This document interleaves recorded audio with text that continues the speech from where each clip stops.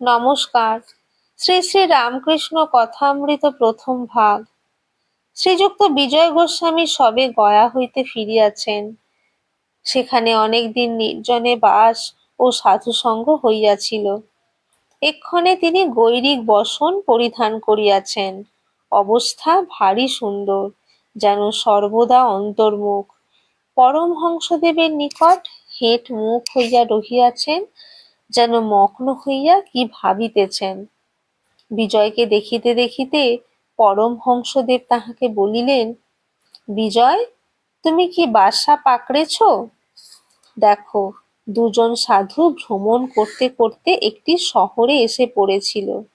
একজন হাঁ করে শহরের বাজার, দোকান, বাড়ি দেখছিল।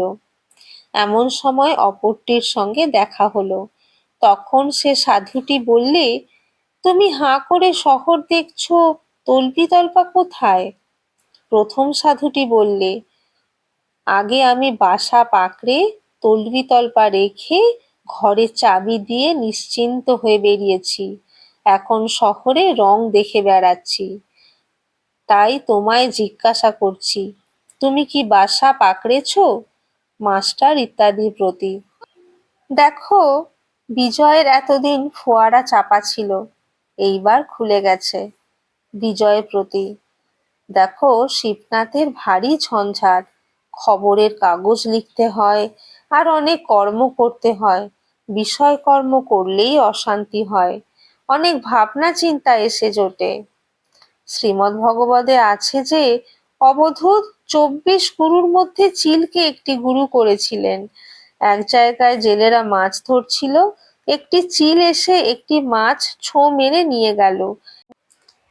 কিন্তু মাছ দেখে পেছনে পেছনে প্রায় 1000 কাক চিলকে তাড়া করে গেল,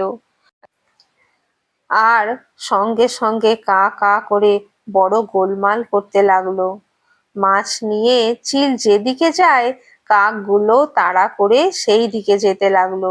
দক্ষিণ দিকে চিলটা গেল, কাকগুলো সেই দিকে গেল। আবার উত্তর দিকে যখন সে গেল, ওরাও সেই দিকে গেল। এইরূপে পূর্ব দিকে ও পশ্চিম দিকে চিল ঘুরতে লাগলো। শেষে ব্যতিব্যস্ত হয়ে ঘুরতে ঘুরতে মাছটা তার কাছ থেকে পড়ে গেল। তখন কাকগুলো চিলকে ছেড়ে মাছের দিকে গেল। চিল তখন নিশ্চিন্ত হয়ে একটা গাছের ডালের উপর বসলো। বসে ভাবতে লাগলো, ওই মাছটা যত গোল করেছিল, এখন মাছ কাছে নাই, আমি নিশ্চিন্ত হলুম।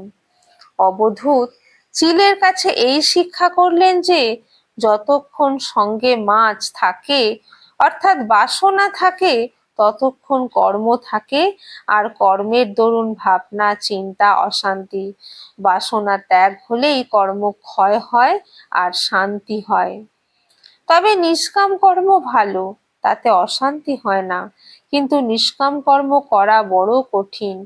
মনে করছি নিষ্কাম কর্ম করছি, কিন্তু কোথা থেকে কামনা এসে পড়ে জানতে দেয় না।